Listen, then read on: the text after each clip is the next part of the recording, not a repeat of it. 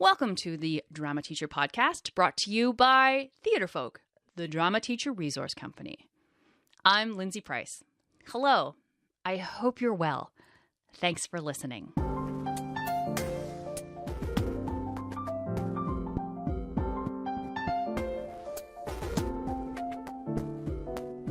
This is episode 185, and you can find any links to this episode in the show notes, which are at theatrefolk.com/episode 185. All right. Are you ready for this one? I am so ready to share this one with you. Okay, so little backstory. Here at Theatrefolk, at Theatrefolk Global Headquarters, in the official catalog of plays. Why would we have an unofficial one? I don't know.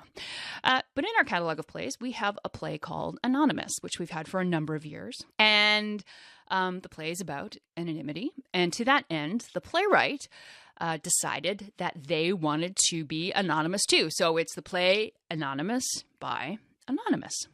That was what the playwright wanted, and to kind of go with the theme and just keep it all about that whole concept of someone trying to, a teenager trying to get out of that box of being a face in the crowd and being an individual. And there's a link to Anonymous in the show notes, and I'm also going to talk about it a bit after the conversation. And of course, we respected that.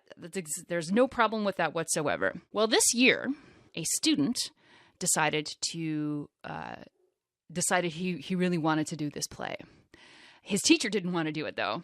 So he chose this play, and then he had to convince his teacher to let him direct the play. And then he went on and did some pretty amazing things with it. I won't share them all. I can't tell everything up front, right? Otherwise, why would you listen to the conversation? So that experience, he contacted us and let us know. And then he said he wanted to speak to the playwright, which this person had never done because Anonymous. So, but that conversation led the ball rolling to this podcast and this very moment and a couple of other things, which you will hear about. And again, I can't tell you everything. We got to get to the conversation, man. So we're going to talk to the playwright first, and then we're going to talk to Kyle, the student director, and you're going to get a play from two different perspectives. From the playwriting side, the playwright has also directed the piece, so from that perspective, and then from the student side and the student experience approaching a play. So let's get to it. Hello, everybody. Okay, so usually the first thing I do when I introduce a podcast is I ask the podcast guest I say their name, and then I say where are you in the world? And this one's just going to be a little bit different. We're going to say who the person I'm talking to is, but just in a little bit. So first of all, I'm going to just say hi. Hi, Theatrefolk. Hello. And second of all, tell people where you are in the world.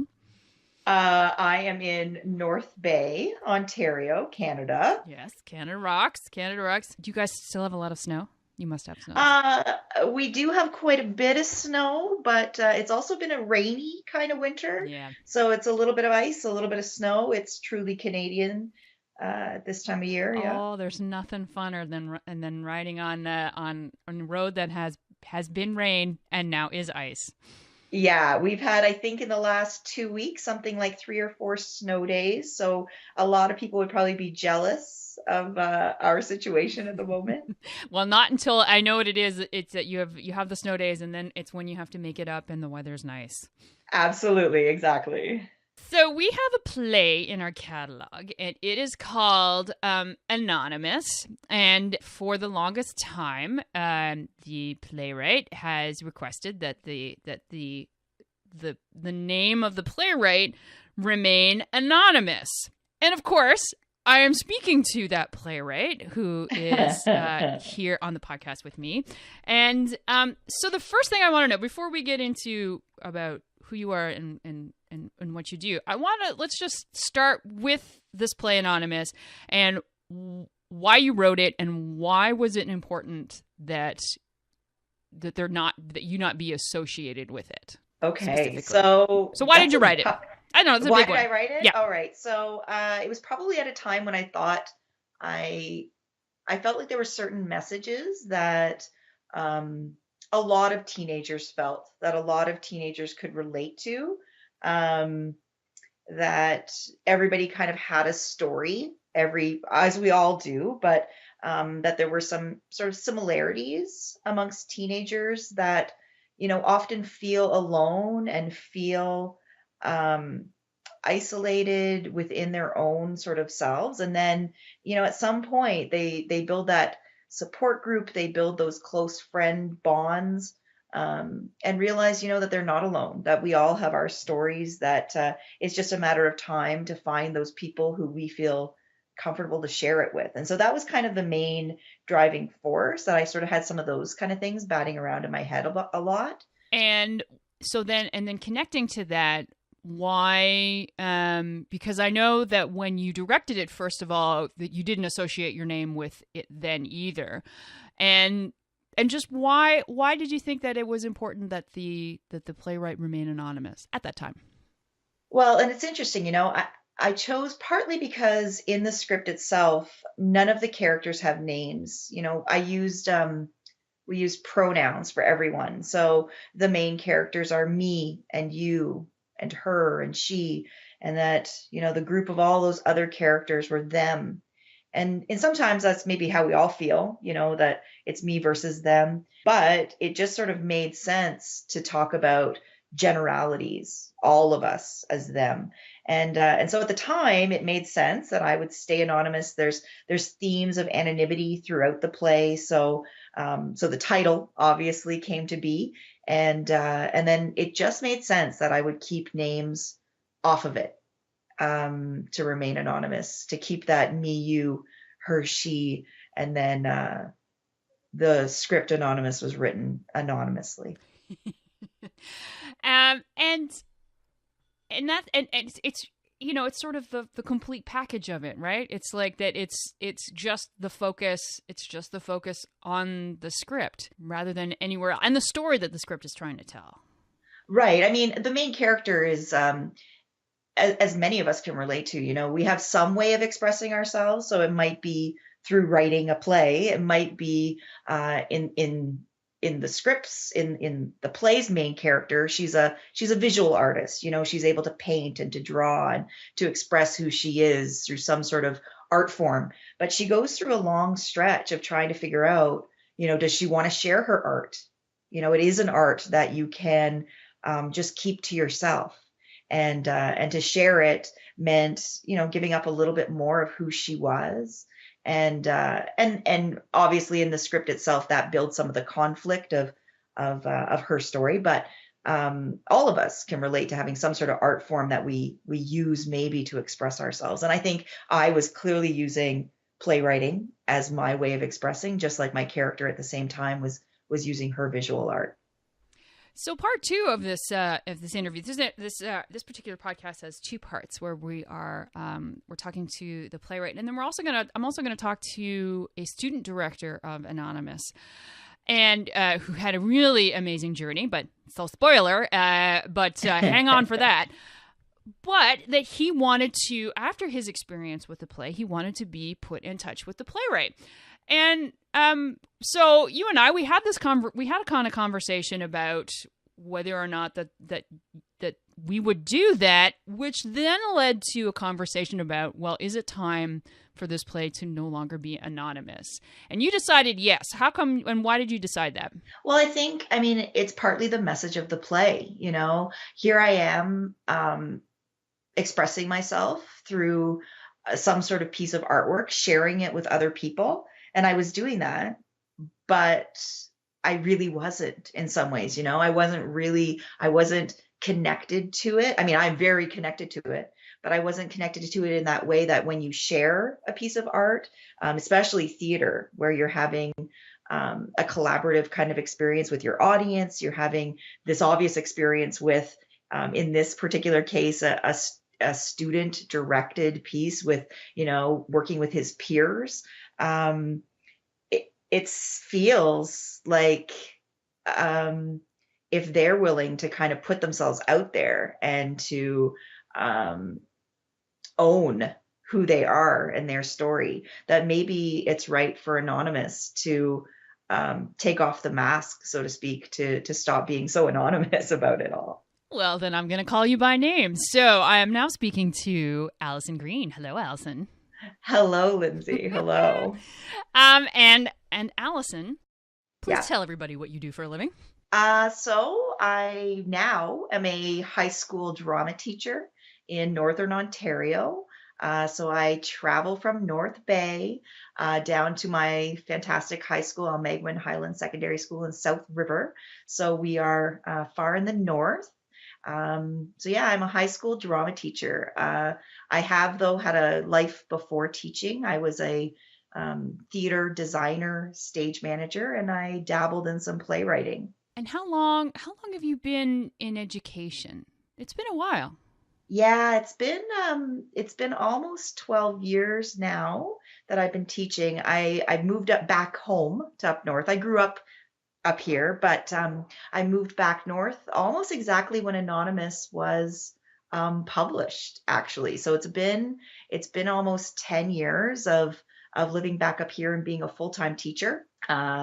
Before that, I was, kind of doing the theater thing, traveling with plays, and I worked in Berlin for a stretch. I worked in Toronto, obviously, but now I've settled down as a high school teacher here in the north. And what is it about, after all of that, all of that experiences, what is it about teaching and teaching drama that really speaks to you? I think it's for me. I mean, I really, maybe every teacher says, that they love working with kids, but for me, it's actually um, challenging kids. I like to, um, give kids a space to really push themselves and to share their ideas, to share their voices. And there's no better place for that for me than in a drama classroom where I can, put some kids into situations where they can feel empathy and they can solve problems while working together. And I don't think that there's a better job for me than to push kids in that way, to help inspire kids that way. And then I also get the benefits of, a fairly strong voice in my rather small school. Um, I have a really creative atmosphere. Though we're a small rural school in Northern Ontario, our kids are, want to be in the arts and they want to succeed in sports, and they're doing all of it. And I kind of got really lucky with that kind of school. Yeah, I've done a couple of workshops at Allison's school, and Yeah. I would say that's the thing that always struck me was I don't know, like the brightness, like just like real. It was a really engaging. Your group is really engaged, you know. Yeah, they Yeah. are. And I think maybe in some ways, as much as we can look at small rural schools all across Canada, frankly, at the idea of um, we sometimes feel really alone, right? Where I'm one drama teacher in that school. I don't have, another associate to work with, which is often the case, I think, for drama teachers across Canada. But Oh, it's here everywhere, you know. it's Yeah, everywhere, we talk about right? that a lot. Yeah, you're all by yourself. But at least for me, I have these kids who are so open-minded and they want to try stuff, and that's exciting. I mean, I get paid. I get paid for that, which is pretty sweet. And so not only have we had this experience with Anonymous with the student director, but you also decided to this is the perfect timing. It's the perfect timing for all of this. But you also I know. decided to return to Anonymous, and you directed it this year. I am. I'm in the process of directing it again, actually. So I did it the first time and I've changed my whole sense of style with it this time. So Oh, yeah, how I'm doing it. so? I'm How doing it a so? second time now. So how is it? How is it coming to life for you? And just theatrically, how are you staging it? This time it is absolutely bare bones, which, I think a lot of theater folk stuff really, you know, drama teachers sometimes need to have that freedom. And so this time I've decided to go with nothing on stage. So I think we're using something like eight, maybe 10 stools in the play. And then we're doing everything physically. So there's a scene with a teeter-totter in it. There's a square dance in the play, and I'm just going all physical with it, which has been a real challenge because I am obviously connected to the words of the play.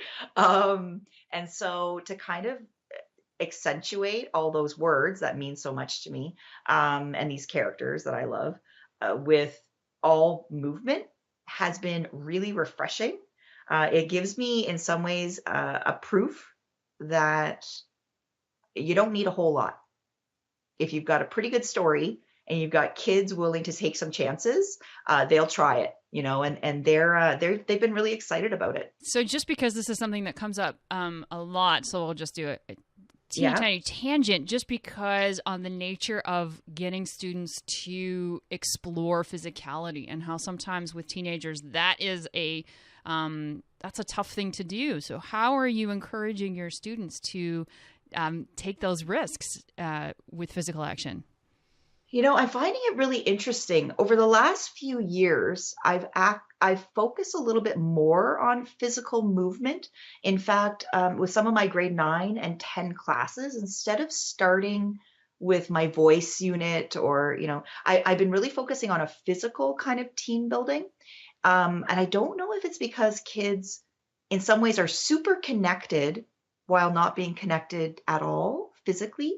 So there's this, they don't mind it if you give them a safe kind of starting place. So I've been doing things with just simply, with Anonymous, I've done simple things like, without anything, could you guys create the feeling of what a teeter-totter is, for example?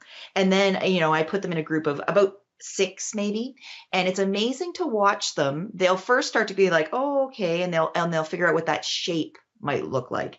And then I say, concentrate on the movement of what that feels like. And so then all of a sudden you start getting these actors who are very quick to just sort of say, I'll pick you up. And I'm like, oh, okay, as long as we're safely picking each other up, I'm not going to stop you. And they go for it, which I don't know if it's just suddenly giving them the opportunity for having a safe space with a safe group. We would do all the original team building stuff first. And then, I'm letting them explore it in very abstract kind of ways. And they've developed some stuff that I'm glad that they developed them, because it could have been a stumbling block for me as a director. Oh, I love that. Well, you really hit on the nail on the head. It's if they feel safe, then it's that whole notion of creativity, right? You need if there are barriers, they can actually do more interesting things, which sounds weird, but it's safety lends itself to. Yeah. If you set up the right, yeah, absolutely. If you set up the right boundaries and the right sort of like, these are the parameters that we're going to work in, and then just let them have they like to push the boundaries, right? That's that's certainly what kids like to do. But if you give them the safe boundary that they can go towards, I'm finding that they're not balking. They're not balking. So you have in doing this play another time, what is sort of, other than being really connected to it, what has struck you about the response? Like, do you find that 12 years later, are students sort of still in the same spot? Have we gotten past this, or, are we all feeling anonymous? It's fascinating, the scenes that the kids love, and you'll always find that a cast will love certain scenes that sometimes completely surprise you. What I'm loving is that they're loving the same scenes. They might be liking, I find my group at the moment anyway, and I can't speak for everybody, but at least this particular group, I'm finding the girls are much more willing to take on saying that this is who we are, that we're going to share in this. There's a scene about being every teenage girl, and what do girls think when they're in gym class, for example. And I'm finding those girls are coming out very, very strong, which might be a little bit of a difference, and yet it might just be the confidence maybe has changed in the last, decade or so. The first time, I think they all knew the message, they were all thinking it and feeling it, but now they're owning it.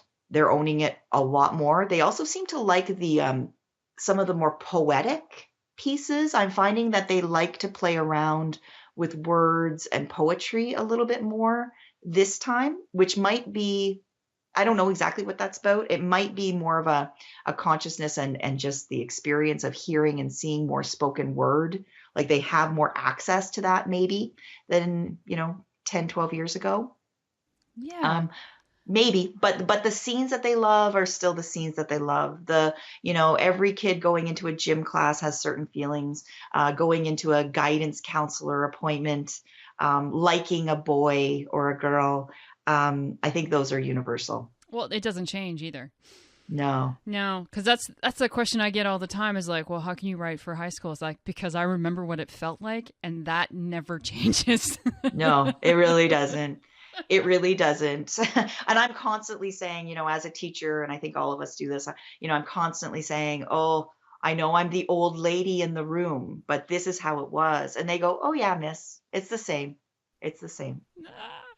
So as we wrap this up here, so you've had a lot of people this time around try and get because when you've been directing it and it's been anonymous and people have been asking you who wrote this play, and how does that feel this time around to sort of have that questioning or that maybe you want to say, or I know you told you had it adjudicated and you told the adjudicator that it was you. Yeah, I did. And part of it just seems to make sense. It's just right. It happens all the time with the kids that I'm working with. They obviously want to know. I think it's just because they like to know a secret, maybe. But yeah, I'm getting it from adults too. So I don't know if it's more of a sense of people wanting to know a big secret, but for me, it's just a curiosity thing. And I've struggled with it lately where people have asked or, our student with such great success wanted to speak to me. And it was a great feeling to be able to share the fact that he felt a certain way about the play and really wanted to tell the person who wrote it that it meant something. And that was a great eye-opening kind of moment. And then, yeah, the exact same week, an adjudicator who had just been reading the script asked me if I knew who had written it. And so, yeah, I let them know that for not very much longer, I'd be staying anonymous, but that, he could know that it was me. And it's different, it's different to talk about a play that you can just say that you love, or you can say that it's meant a whole lot to me, as a writer as well. Yeah. Well, now we have to have like the conversation where we go, all right, is Alison Green going on the Anonymous? Is that going to be on the cover now? You're going to get a copy of Anonymous with Alison Green on it? Oh gosh, I never have even thought of it, because of course I have the copies of it which are anonymous. Wow. Yeah, I don't know. That's fun. That's fun to think about though, isn't it? Well, so you think about that and then you can you let us know if you want to change that over. Wow, so there'd be like 2 editions. There would be 2 editions. So someone could have the anonymous, yes, and then the Alison Green anonymous. Wow. Yeah. That's exciting. So I mean, I have to say too, because Alison, you were in Among Friends and Clutter, right, in high school. I was in Among Friends and Clutter in grade like 11, I think. Like you were Joanne. I think you were like. So we're talking. I think that I think you were in one of the first other productions other than the one that I did, like in 90. Blah, blah, yeah. blah. Yeah, it would be the mid 90s. Yeah. Yeah. So I have. So we've gone back a ways, and it's been a real treat it's been a real pleasure to have this conversation with you, and just sort of like, this plays in our catalog because we love it, so that, and to be able to share it, and also to be able to share that, I think it is a good time to sort of come out and say, it's Alison Green. Alison Green wrote Anonymous. Yeah, it's mine. It's mine. Awesome. Thank you so much for talking to me today. Oh, thanks for chatting with me. It's been great. Okay, so now I am speaking with Kyle Vincent. Hello, Kyle. Hello.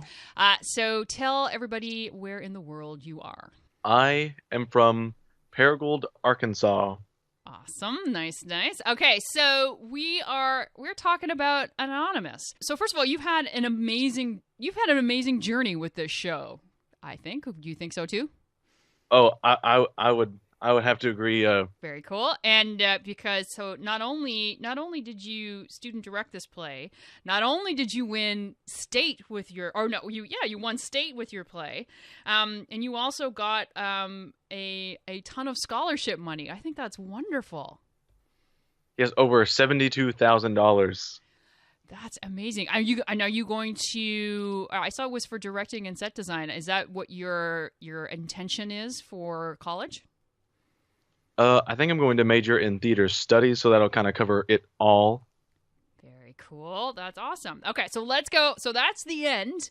We have told the end. But now we have to go back to the beginning. So talk about why you chose this play. Why did it speak to you? Well, how I ran across this play, it was kind of an accident. We were thinking about what we were going to do next, because the one before we did Anonymous, we did Emotional Baggage. Oh, very nice. So I was just kind of scrolling through Theatrefolk, because that's where we had found Emotional Baggage, and I found Anonymous, and I read their perusal, and I loved it because I had a few personal connections with, like, I could relate to this show. And originally I wanted Miss Dahl to direct it, our theater director, and I wanted to perform in it, but she absolutely hated the show when I first showed it to her, and so we went over the summer, and I kept bugging her about it, and I had to work a summer show, and I did lighting design for Beauty and the Beast for our community theater, and she was up there, and I asked her, Miss Dahl, I still think we should really do Anonymous, and she goes, you think so? I said, yeah. She goes, well, why don't you just direct it? And so that's how I got to direct Anonymous. Have you ever directed before? I have not. I was a pretty big thing she put in your lap then. Yes. So, okay, so she says, there's two ways to go with that, right? Either she says you direct and you go, oh, no, I don't want to do that. But she says you direct and you go, okay, I'm going to take that challenge. So what made you take that challenge? Because I felt like there was a certain way that I wanted it done. And so if I were to perform in it, I wouldn't be able to have that vision. And so I wanted to be able to, so she gave me the power to direct it, or the opportunity to direct it, so I could put my vision and how I felt the story should be conveyed, and that's why I took the challenge of directing. Well, see, you're talking like a director. Anytime you use the word vision, I think that is the key to directing a show and being a director, is that you got to have something that you're a manner in which you're going to interpret the script. So what was your vision for Anonymous? My vision for Anonymous, it was it's hard to put into words. It's very plain. Everything. My vision for Anonymous was to just stick with the theme of anonymity, because the characters are me, you, her, she, and of course the characters make up them, and they're all high school students. And so my costume choices were to have them in white button-up, black tie, black skirt, and pants, or pants. And we just kept a very simple set. Everything was done with benches, so that would have been the lunchroom, the classrooms, and then we had the park. And then we also did these really cool things with lighting. I was also the lighting designer. I love lighting, but we got to do these things where it's like you're in our leading character's mind, and everything that everyone's saying is kind of going through her mind, and so she's pulled out by the spotlight, and everyone is circling around her, like all these thoughts are just flying through her head from what everyone is saying in school. That sounds very visual. Yes. No, that's good. I think that that's important. Like we're, sometimes, and it was interesting because I was talking about to the playwright. It's very interesting because I was talking to the playwright about the script and about how she just directed it, and it became she's very attached to the words, but the physicality and the visualness of the script is what she focused on this time. So it's really interesting to hear you sort of hone in on the same thing, like that the importance of visually telling the story. Hmm. Okay, so how was it working with your peers? Like, so I always find it's an interesting thing when you're a student director, is that because you're one of them, but you were also in charge. It was nice being the troop president to start out with. Oh, so Because then I already had that. you're kind of in charge already. Yeah. So, but I was still really nervous about casting because I don't like people being mad at me. I'm a people pleaser. But since I had what I wanted everything to be like ahead of time in my head, it made it so much easier to cast. It just when I was watching people audition, everything just kind of fell into place. Luckily for me, it made that casting decision fairly easy. There's always a few that you're just like, oh, they could be good, and then but then you just finally make out a list and you stick with it.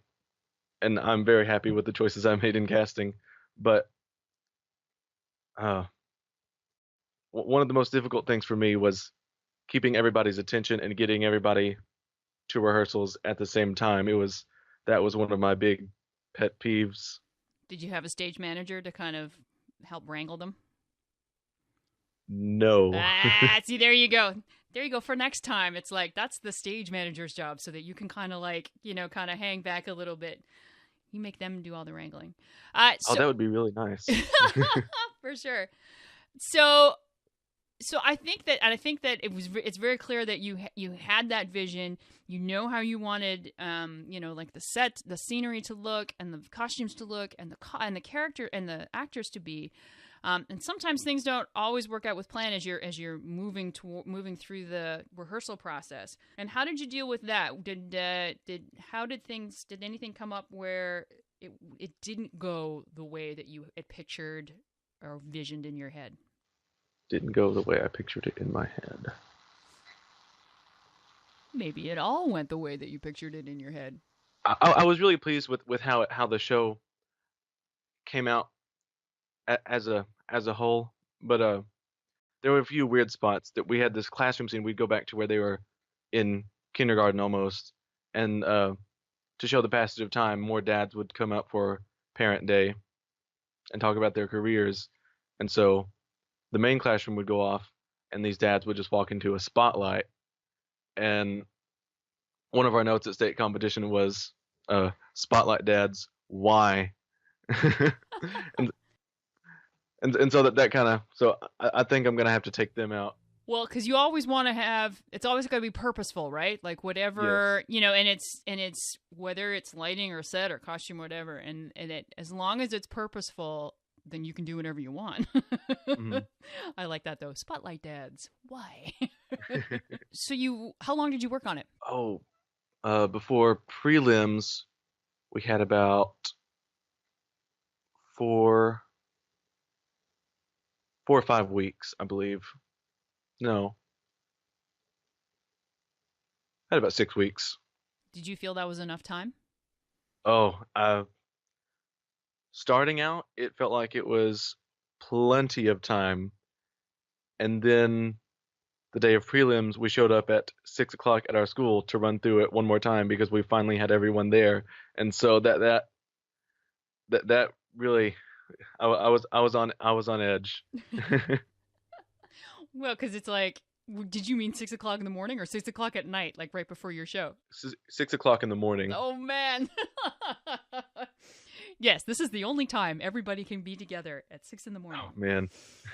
I'm sure everybody was really happy about that, but hey, that's what you got to do. Hey, that's what you got to do. That's what you have to do. I gave them a schedule at the very beginning, and people still didn't show up, and that's what we had to do in the end. Hey man, that's what you got to do. Like if you want it to work, then it's like, look, You're not going to show up on my time. You're going to show up when I say. So your teacher, who didn't like the show when she first read it, what was her response after seeing how you brought it to life? She really liked, or the connection that I had with the show, and that's why later she told me that's why she went ahead let me direct this. And then she just the show slowly started growing on it, and she liked seeing what I did with it and how far I went with it, because she would just she would give me the keys to our auditorium and just let me go out there and do our thing, and then she didn't see it until pretty much week of prelims. That's pretty. Well, that's pretty. First of all, that's very trusting. I think that's great that she was able to take something that, even if she didn't like it, again, just seeing your connection, I think that's pretty great. Mm-hmm. Okay, so you did prelims. So how did you? And so you. How many levels? Did you just go to state, or did you do a preliminary performance and succeeded in that, and then you went to state? Yeah, prelims is the first thing that we really do as a troupe function, because everything else is school oriented, and then so our one act prelim is where we go to compete to either showcase or compete at state, and we've never done either of those. So this year, when we performed Anonymous, first of all, it was really on edge because we were right at the 45-minute mark, and we had to cut one scene and go straight to the end, and that got us right to the 45-minute mark. And so we'd almost went over time, but then we got all superiors and the highest scores from prelims, and then so that made us eligible to showcase at state and compete at state to represent the state of Arkansas in one act competition. How did that feel? How did that feel to going for a troupe that you've never done this before, to reach a height like that? It still doesn't feel real, honestly. Like all this stuff, we've come this far, and it's still, I'm just like, has this happened? I mean, is this really because of the show that I directed, of what we are a part of right now? It's very surreal, I'd have to say, and I don't know. It's really hard to describe. No, for sure, because it's like, well, it's nothing you've ever experienced before. Mm-hmm. For our troupe, I kind of trying to instill something. Leave a legacy, and so that was just really cool to me about how far we've come, and when I set that leave a legacy at the very beginning of the year. Well, I think that's a good thing. And then that's an important thing, because that's something that can actually, for every subsequent, troop members as they come in and as they leave, that's something you can always do. You can always leave a legacy. So you guys are you going to internationals? Are you going to International Thespian Festival? Yes, International Thespian Festival. We competed at state, and we competed against two other schools to go and compete and represent the state of Arkansas at One Act Festival, or International Thespian Festival. Have you ever been to that festival before? No, only two people from Greene County Tech have ever been to International Thespian Festival. It is, or two people from people from Paragould, I believe. It's amazing. It's just like, when you go, you just soak everything in, because there is any type of workshop that you could want to take. The shows are, some of them are just like, they are mind blowing in like all the technical, particularly if you're a tech and set guy, make sure go see all those shows and just watch what happens. Like it's going to be, I think it's going to be a really great experience. Show aside, like I think it's wonderful that the show's going to be there, and I fingers, because like we go as well, so I'm like, oh, I hope that the show is I hope you guys are at a time that we can actually come and we can see it too. I can't wait to see it. I hope you guys come and get to see it too. Yeah. Okay. So as we wrap this up, what piece of advice would you give to any other student director? Like, what's the good thing that you learned about being a student director that you'd like to pass on? First of all, once they would have a cast set, um, be sure the cast knows what the student director expects from the cast, to where there's no goofing off in between scenes when you're trying to give them information, because that was one of my big problems, and I'm still having to find out new ways to overcome that. But I think if you set certain goals, and you really can't joke around with them that much, because then that's like, okay, it's okay to talk now. So you just kind of gotta be a straight shooter. I think. I don't know if that makes sense or not. It totally makes sense. It's like, well, it's that whole notion of they're your friends, they're your peers, but you're also in charge. It's, I think, saying it that way, that you always have to be the one in charge. Yes. And then before all of that, I would say have a connection with the story. I believe that you can, like, whatever script you pick up, you can have, like, it doesn't have to be a personal connection, just a way that not necessarily connection. There's a word I'm looking for. Have a passion for the story you're trying to convey. So I think that's it. You don't want to direct something that first of all, it takes so long. Yes. You've got to have a connection. You have to have a passion to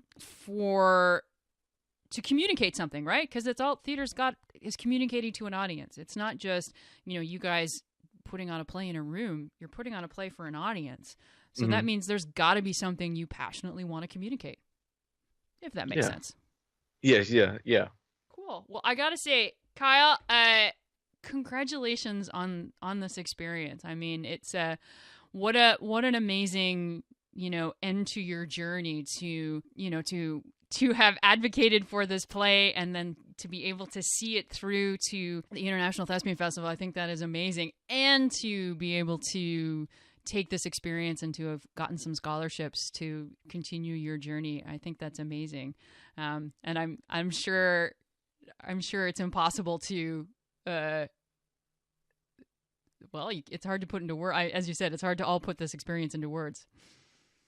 Oh, thank you very much. It's been a great experience. I'm really thankful that I was just scrolling through Theatrefolk and found Anonymous. Yeah, me too. Oh, that's awesome. All right. Thank you very much, Kyle. All right, thank you. Thank you, Alison and Kyle. Oh, that's kind of cool. So they now get to say your name. Yay! Before we go, let's do some Theatrefolk news. And we've been talking about Anonymous, so I wanted to share with you a little more about the play Anonymous, which you can find in our show notes, theatrefolk.com/episode 185, or of course, you can just go to theatrefolk.com. So in this play, it's about stories. We all have our stories. We have things that are new, things that have always been with us, stories that are complete, and stories that we haven't even told yet. Anonymous is the story of every teenager, the new kid trying to fit in, best friends, love interests, the kid in the corner with their secret, the group of individuals each trying to belong. The teenagers of Anonymous have no names. They are me and you and them. They are everyone. And now we know that while the playwright was also anonymous, now we know she is drama teacher Alison Green, longtime friend to Theatrefolk. It was great talking to her, and you can get Alison's play at theatrefolk.com. I think it's such a lovely piece. I think anytime when we can theatricalize, trying to step away from the crowd to learn to be an individual, and to learn to be yourself, I think that is has a lot of value. So theatrefolk.com, click on our show notes, theatrefolk.com/episode 185. Listen, are you doing one of our plays? Are you doing Anonymous like Kyle did? Well, we want to see a picture. We want to hear about your experience. You have rehearsal videos, 30 seconds, not too long. Show us what's going on in rehearsal in the classroom. We want to brag about you. We want to put together a production feature on you. We want to share your experience.